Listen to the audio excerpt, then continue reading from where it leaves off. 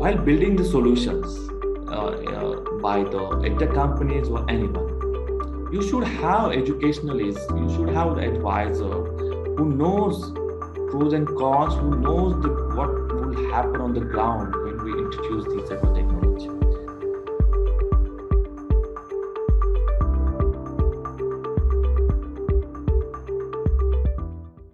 Today we have with us the Global Teacher Prize winner of 2020, Mr. Ranjitsinh Disale. Mr. Ranjit has also been appointed as the Education Advisor for the World Bank and a Climate Program Action Advisor for the OECD. The central government has also named Mr. Ranjit as the Innovative Researcher of the Year in 2016. He has also won the National Innovation Foundation's Innovator of the Year award in 2018. Mr. Ranjit is passionate about building peace between young people across conflict zones and has started Let Us Cross Borders, an initiative that focuses on promoting peace and collaboration among students from different countries.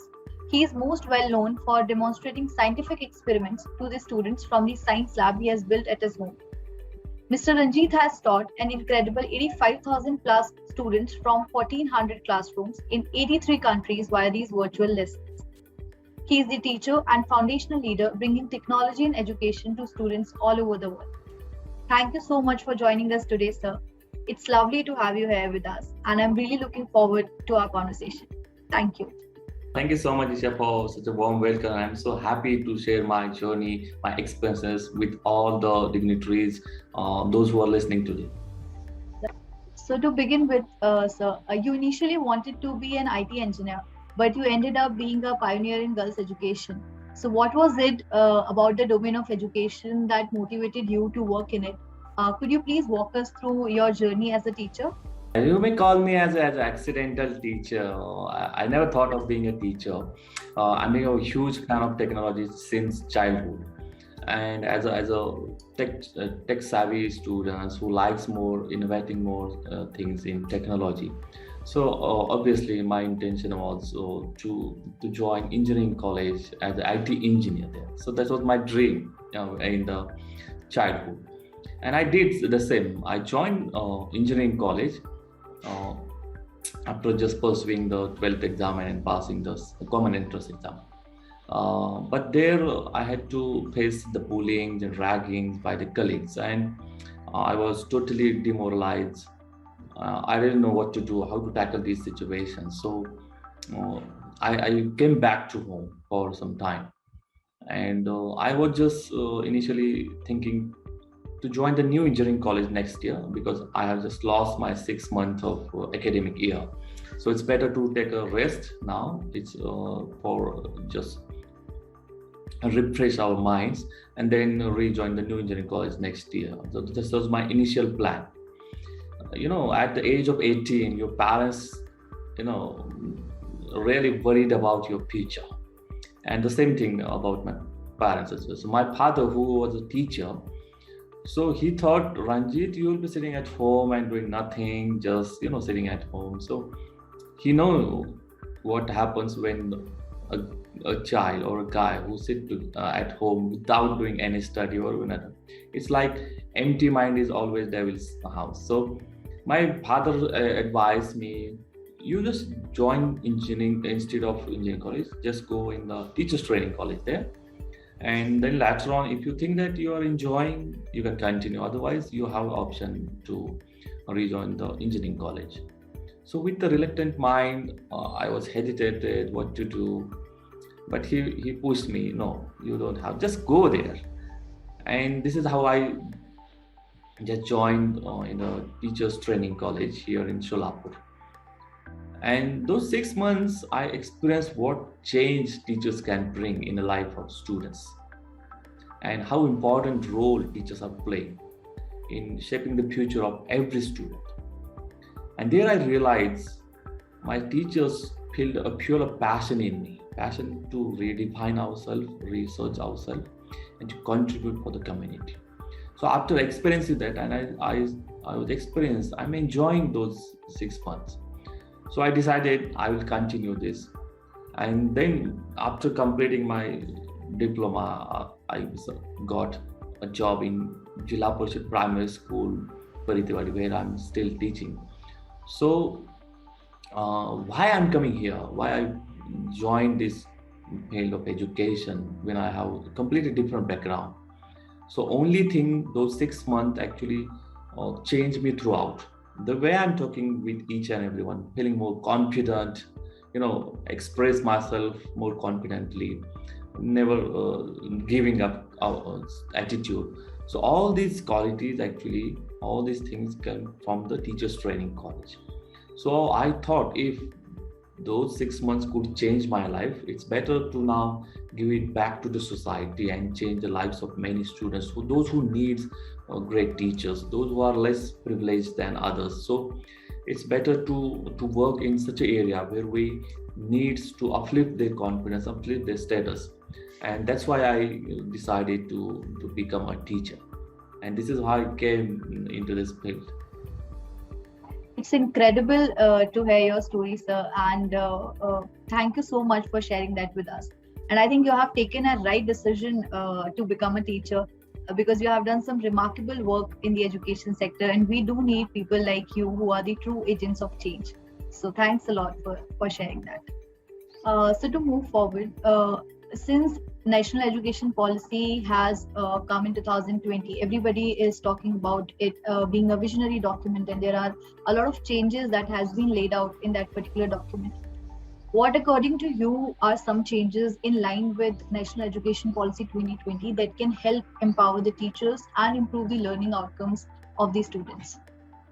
I think the new education policy that central government has brought is actually a very good visionary document. We got the new education policy after such a long time. Was talking about teachers' empowerment and resulting in improving learning outcomes. There are a couple of provisions that government has come up with. It's good to see now how the state governments reply to them. So first thing is that it's talk about the professional development of teachers straight away. It means teachers are expected to complete at least n number of hours as a professional development, and some part of their professional development will be online. So it means that government is now looking for teachers, those who are comfortable in using technology, those who can teach students online as well. Second thing is that need-based training will be organized. So earlier, what was happening? Straight away, trainings were forced on the teachers. Nobody was asking them whether do you need these type of trainings or not. So it was like few people with a committee of few people decides now we need to train teachers. We need to teach them these things. But what about the teachers? Whether they really need these type of trainings? That was not happening. So this policy now emphasis on need-based training should be organized. And while we organize such a trainings, it's also about following up. It means what teachers are doing after being trained, after being skilled, after being introduced to new methodologies. So what exactly they are doing after being trained, whether they are facing any problems. So there is a provision that continuous evaluation and monitoring system will go on right now. So it is one of the most important things that will make teachers more responsible and accountable for what he had learned and what he is delivering. So when you empower teachers, when we have great teachers, ultimately we get great students as well. So investment in teachers' education is the worthwhile investment, I feel. And the new education policy is ultimately not just talking about it, but also willing to implement the same way across the country. Because the countries like India, we need teachers of 21st century. Because currently students of 21st century are being taught by teachers of 20th century using that 19th century curriculum on an 18th century techniques. So it's a huge gap between learning style of students and teaching styles of teachers.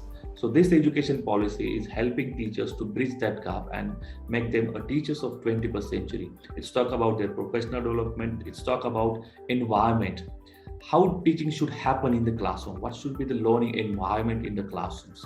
It's also responsibility of government, public sector, non-profit organizations now to join hands together, put together your money, your skills, your informations, your knowledge, work for the betterment of the education sector. Because the future of every country being nurtured in the four walls of our classrooms.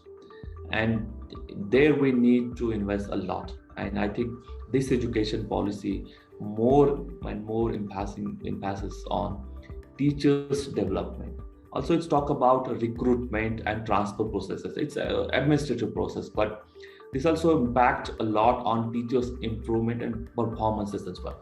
So on that front, administrative point, teachers are being assured now that they will not be transferred without giving any reasons, without any stipulated frame time slot. So they can feel comfortable now. At least 6 or 7 years or the 10 years, I'm going to teach here in the same schools. Coming back to my journey in 2009, at the time I made a plan of action for 5 years because I was sure that I will be here at least for 5 years. So when you're sure about your workplace, your environment, working conditions, so your work, your strategy is more and more precise. If you're not confirmed or you don't know what's going to happen tomorrow, so it means your efforts are not just so. So I think these couple of provisions are really important for the betterment of education system. Yes, so the need assessment part and the stability that they are not going to be transferred now and then, it works as a motivator for the teachers, and it reflects somewhere in their performance as well. And they modify their teaching techniques and styles accordingly, and it eventually improves the performance and learning outcomes of the students. All right, sir. So, since technology is at the forefront of your career, and COVID-19 has pushed all of us to switch to an online mode of learning and enable or like tech-enabled learning, but you are doing it from past few years. So you have introduced QR embedded textbooks for the children so that they can learn at their own pace and in their vernacular languages, basically providing them a customized learning experience. So, how do you think what role technology plays in revolutionizing the entire landscape of education?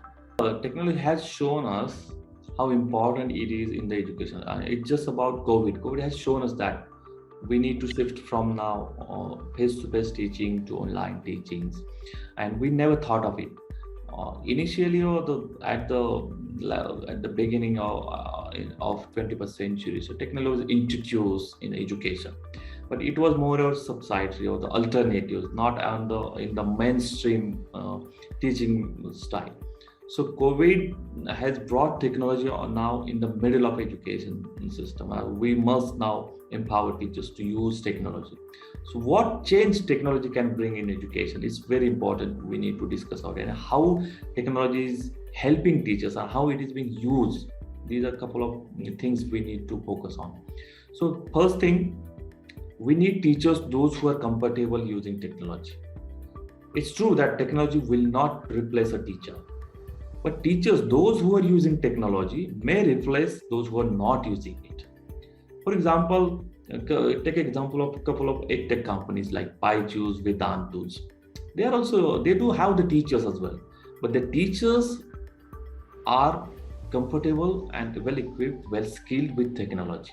So that's why they are replacing traditional teachers, those who still believe in the language of chalk and blackboard. So this is how we saw that these teachers being replaced by technocrat teachers. So this is one thing, what exactly technology can bring changes. It will change your working style. One more thing. Second thing, that talk about the students. They are students of 21st century. Have you ever taught them how to use mobile, how to use computers? No, because this technology helps them to learn at their own pace and wherever they want. In this time, in the world of 21st century, we need to give a freedom to learners. Freedom of what? Whatever they want to learn, wherever they want to learn, and irrespective where they are living.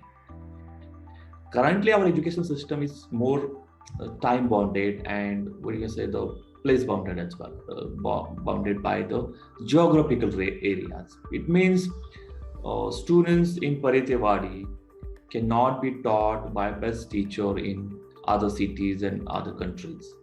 But technology is now playing a role that those who are the best teachers, for example, if on the higher graduation, so the university levels, and someone take example of any Nobel laureates in the physics. So can we have opportunity to attend his lectures? Those who won the Nobel Prize in the physics, the technology will now give the opportunity.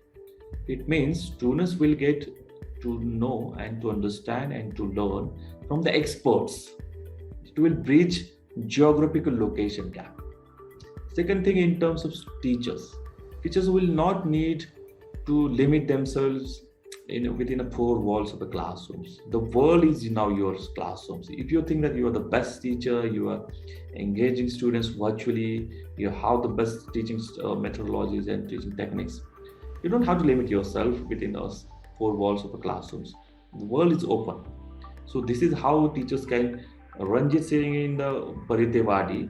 Now I have traveled and I have taught around 143 country students.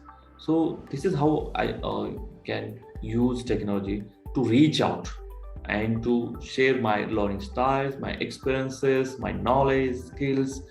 So technology is giving opportunity to access the information and to grab those opportunities. It's very important because the world of 2030, world of 2050 is going to be very different. And if we need good capital in human, then we need to start investing since now, moreover in the world of technology.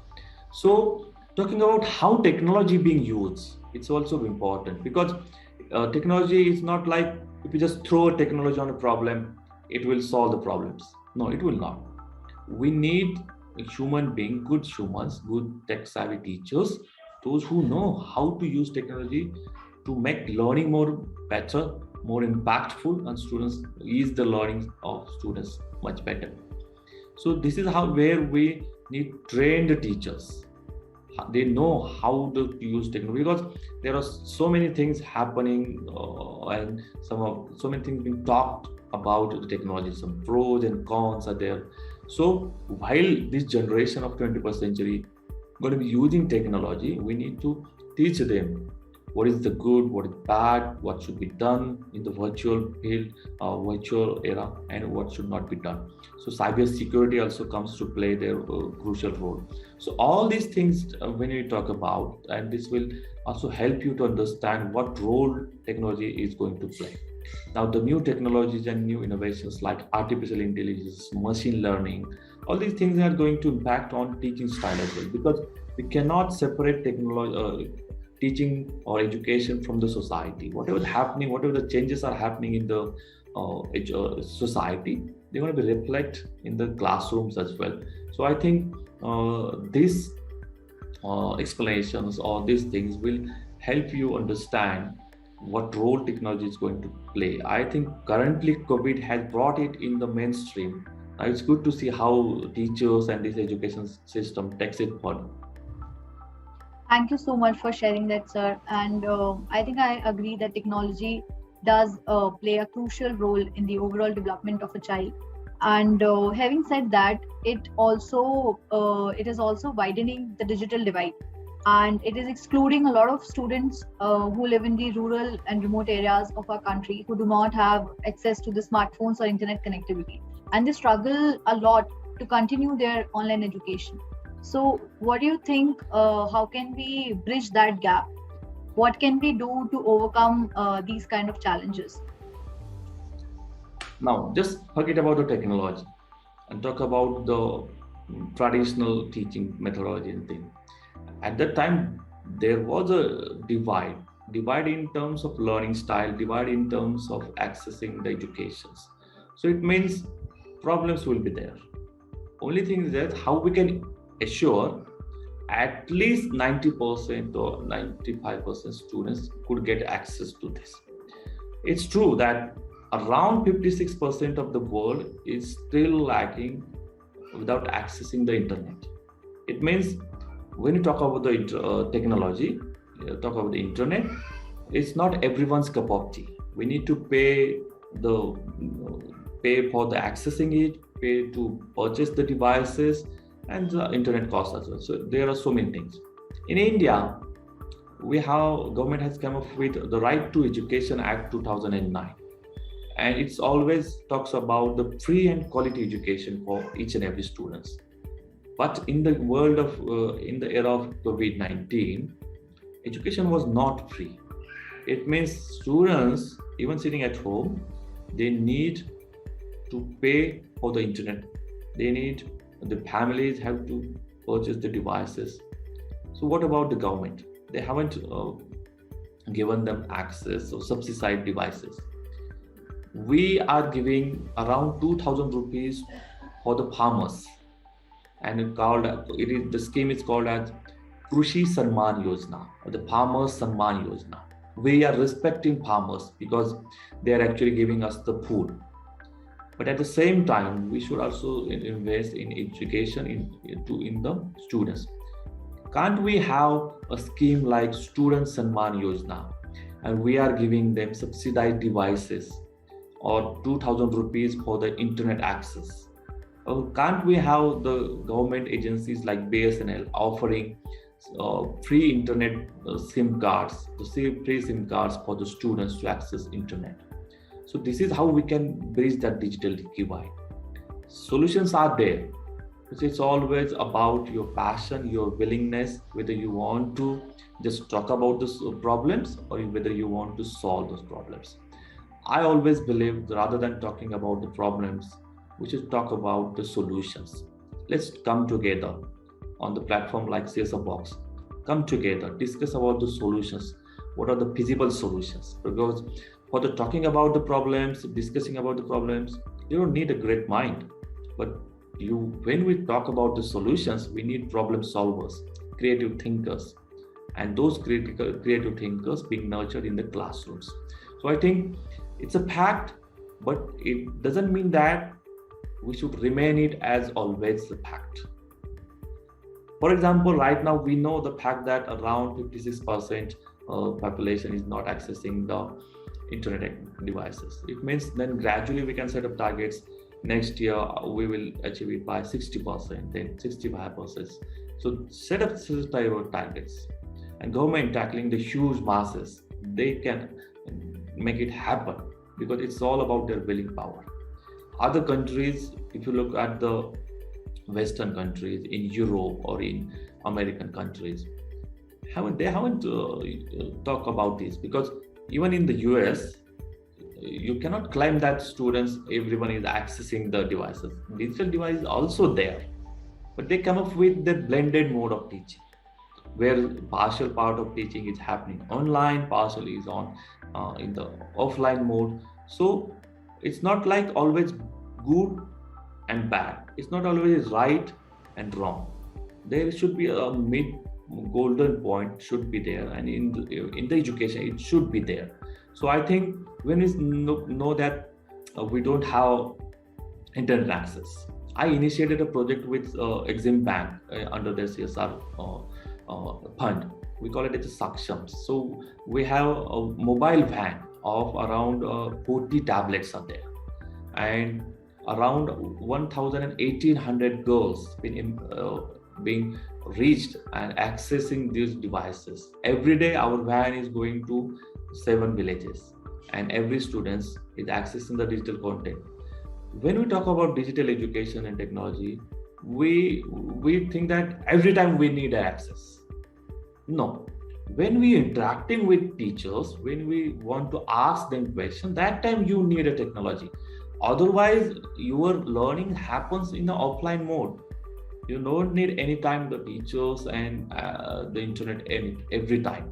So these are some of the solutions we should talk about when we talk about the digital divide and what could be the feasible solutions. So a couple of things I talk about.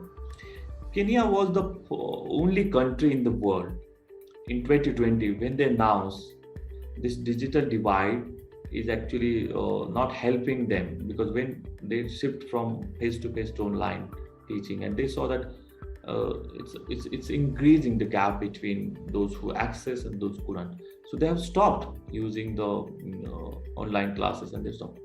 But as a result, that the entire generation has lost the capacities to patience and learning mode. So when we talk about learning gaps and this digital divide is more increasing those gaps, we also should talk about or to think about the learning. It should happen every time. Students are learning anytime, anywhere, but what they are learning and how teachers are supporting their learning, it's very important. Because if you know the story of Eklavya and Dronacharya, Dronacharya was not present there, but still Eklavya managed to learn this archery, and he was the greatest archer. So this is where it's all about your passion, your willingness, your determined, how determined you are, and how passionate you are to solve the problems. Right. Thanks a lot for sharing that. So it was truly insightful to hear that. And I think, as you have said, that we should focus more on these solutions and how we can build and develop certain set of solutions rather than just being stuck at the problem part. So we should shift our focus on how we can collaborate and build partnerships and develop certain set of solutions for the communities. And as you have mentioned, that technology is not the only thing that can enable the learning. It's also the teachers that play a key role in the overall holistic development of a child. So we should focus more on the blended mode of learning for the better outcomes.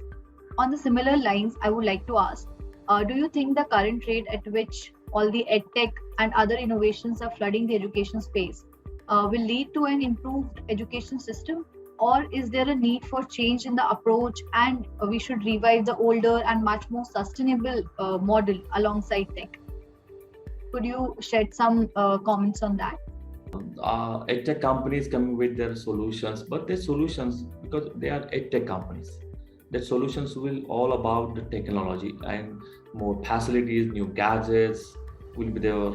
That's the one thing. But when we try to introduce the technology in the educations, it should be molded the way education sector needs, whether it is fulfilling the needs of education system. Now, what is the need of education system or the teachers and students? They need some sort of devices that could connect themselves easily.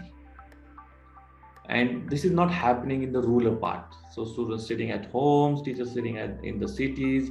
So we need to bridge those connections. So whatever the solutions are coming today will be helping, but will not fulfill the requirements of the sector.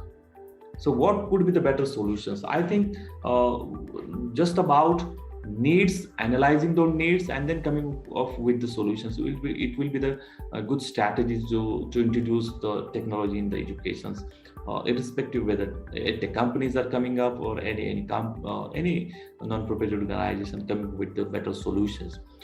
Second thing is very important. While building the solutions by the EdTech companies or anyone, you should have educationalists, you should have the advisor who knows pros and cons, who knows what will happen on the ground when we introduce these type of technology. I made with so many tech giants companies. They come up with, Ranjit, this is our product and it will improve your learning. I simply ask them, tell me how. So it's not their role how the learning will the device will impact on teachers or students learning style. Yeah, it's true that the device been improved in terms of specification, in terms of any facilities, but improving the facilities, improving more and more gadgets will really make learning happening in the classrooms. So usually it doesn't. So how learning could happen? So it's all about engaging, enjoying in a meaningful way. So, and there should be an element of personal touch in terms of presence of teacher, because ultimately if we learn through the YouTube and other internet or any virtual media, there should be a part of teachers. And edtech companies, I think personally, it's my personal opinion, but it's missing. Just look at why the OECD and World Bank thought of appointing a teacher as their advisor. Because teachers know what happened in the classrooms, what would work in the classrooms. So at the companies, if you want to build such a great solutions, you must have those advisors, those who work on the ground. Even some of the CSR companies, I have seen that you come up with the CSR project in educations. But as a teacher, I many times feels this is not going to solve the problems. What exactly? Because just I don't know when the CSR policy be introduced, but still problems are there. When I just go on the national CSR portal and I see that much amount been spent in educations, but how many problems will solved by these projects? We should ultimately now shift in the world of fourth industrial revolutions, and CSR in the fourth world revolution should be something different. Listening from the ground, and the solutions should be based on the needs and the requirement, and the tech companies providing the solutions. This might be the good strategy to develop the new solutions and coming with more impactful solutions moreover. Right, sir. Thanks for highlighting that. And I couldn't agree more that being a daughter of a teacher, I understand what role a teacher plays in the life of a child, and nobody and no technology can ever replace that. And as you have also highlighted and mentioned that if we include more educators and learners while we are developing certain interventions, rather than just creating linear solutions and without proper analyzing the root cause of the problem and understanding the complexities of the system. So these kind of solutions are not sustainable, and they do backfire a lot, because we are just providing solution without even understanding the problem. So they do not sustain for a very long time, and therefore we should definitely include people like you and certain other advisors for building any kind of education intervention. All right, so moving forward, I'll zoom out a little, and I'll talk about the girl child education that you have been championed. And I would like to ask that, since a lot of families in India do not prioritize girls' education, especially in the tribal areas, directly contributing to the high dropout rates of girls, and there's a digital gender divide as well that is increasing nowadays. So, how did you overcome these challenges, and what approach you have taken in your methods? Could you please elaborate on this? Not just about strategy, I will just try to share the solutions I come up and then thought process behind those solutions. So straight away, just go back in 2009 and day one, 5th of January 2009. I still remember, and my classroom where I'm teaching now, it's surrounded by buffaloes, cows, and it's more about in between cow shade and storeroom. And there I saw that parents' indifference towards education. And around 2% girls were just coming to schools, and rest of them just sitting at home, helping the lending hands to their parents, taking care of their little brothers and sisters. And no one was talking about their problems, no one was caring about their issues, because girls education was not given priority. It's not in my village, but across the world we know that it's a gender bias. Girls are not expected to become a breadwinners for their families. And in traditional families here in India, it's especially in rural areas, so girls are always about, oh no, it's not, she's not our family, she's going to marry and she will be whatever she knows and the capacities she will be using for her husband and her family. So their education, their lifestyle, their needs are not considered. This is the thing. But when I survey my village, I collected some data of about their educational status, their economical status, their cultural background, all these things. And there I came up with very interesting fact. The female percentage of females was more than the males in terms of their educations. So on an average, females average education year was around 6 years. It means they have completed around 7th grade. education, and males was around 4 to 5 grades. It means males have completed at least 5 years of schooling education, and females have completed 7 years of schooling education. Basic, it was average.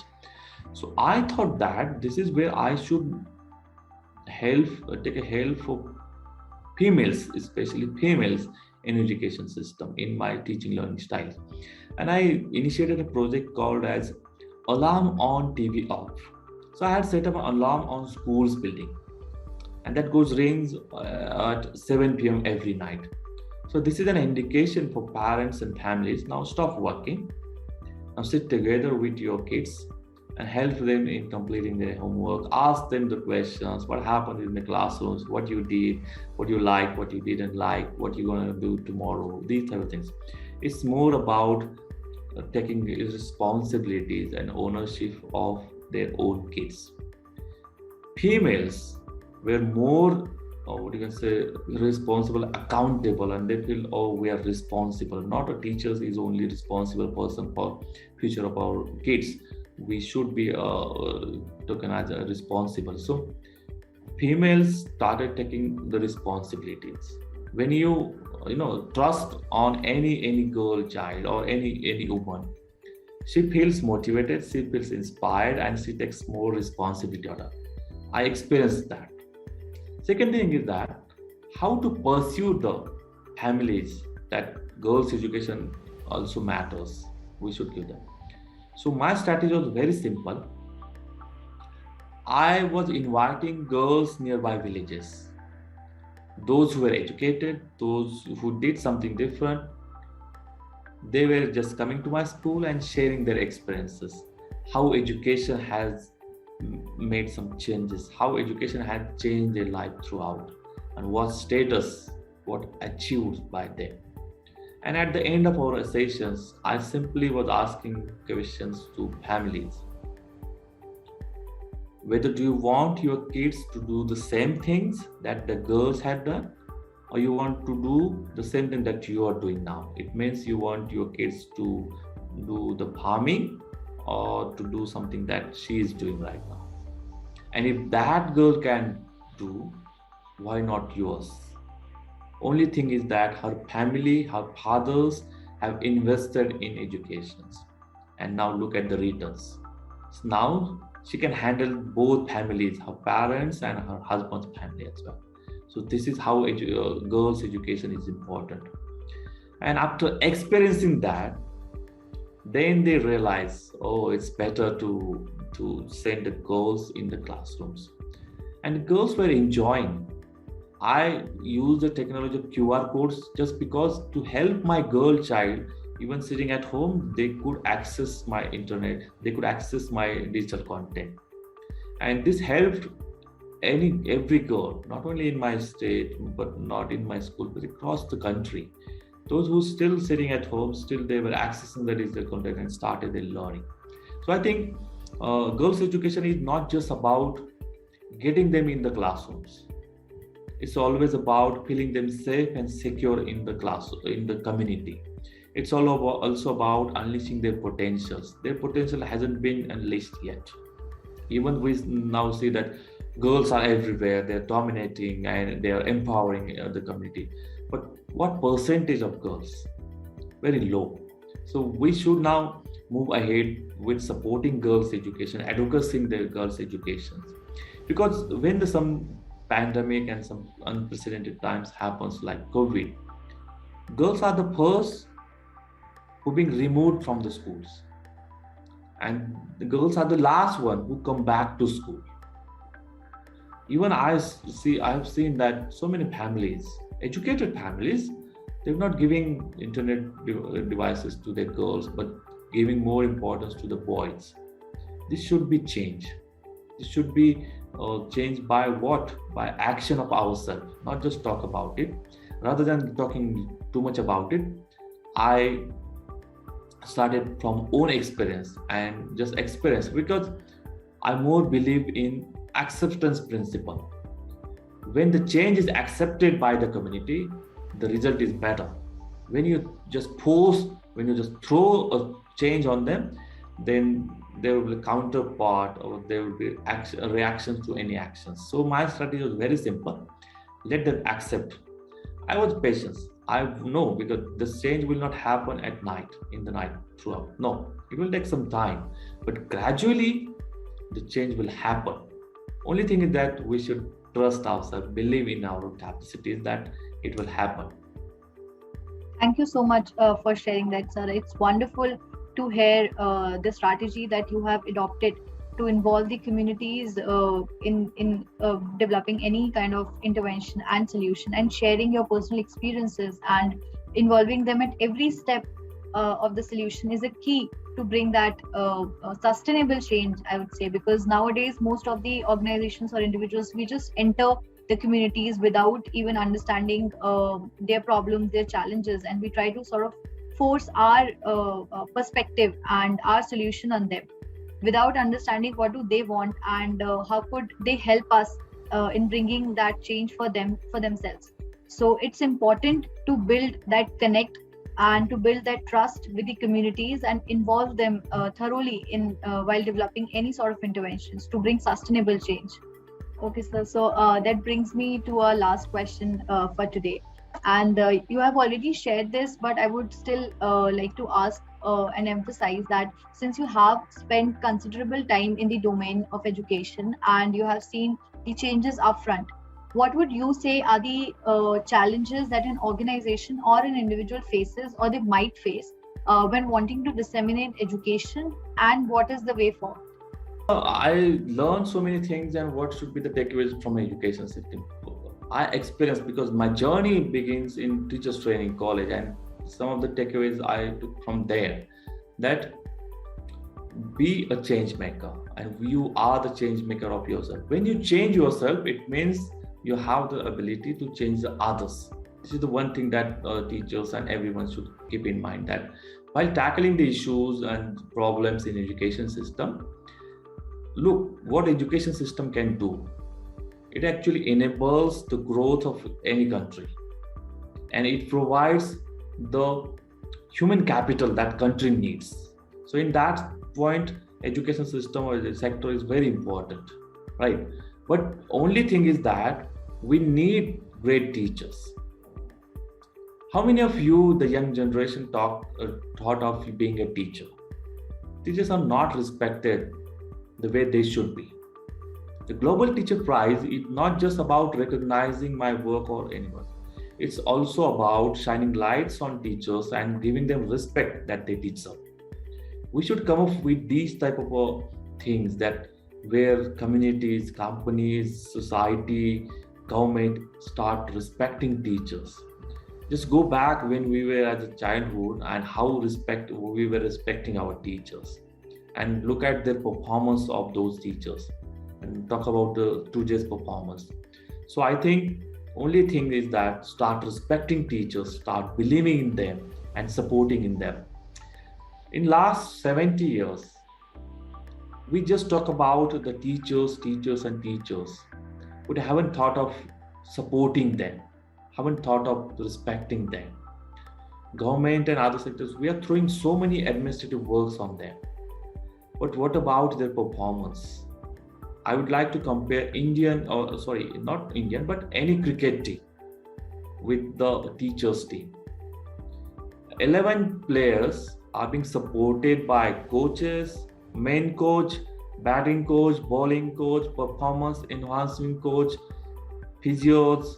It means for 11 playing cricketers, we have at least 6 or 7 supporting staff. Teaching is a complex job, but does anyone support teachers? Does we have this type of supporting system to them? How we can talk about their performance, and how we can think of the better solutions and better improved results from them. So my appeal to those who are listening to the CSS Box initiative talk series, think of these solutions as well. Think of building support system in government school, and then look at the performance of student or teachers. I think when teachers improving themselves, their performance, ultimately students' performance going to be improving. So I think this could be my takeaways for you all, that build the solutions like supporting teachers, addressing their issues, and for the betterment of not only in education but across of the countries as well. Right. And I think that we all know that teachers are definitely overburdened with a lot of administrative work, and it hampers their teaching, it hampers their performance and delivering of the education. And as you have said, and I would like to emphasize it, that we should all come together and support the entire fraternity of teachers, educators, and learners. We should support all the teachers across the globe, and most importantly we should celebrate them because they play a very significant role in all of our lives. So on that note, I would like to bring this interview to a close. Thank you so much for joining us today. It was an absolute pleasure talking to you. I hope these solutions, whatever I shared, my experience, it will help you to build better solutions for the betterment of education system. If you think that I could support you, I could help you all in any times, I'm more than happy to help you all. Thank you so much.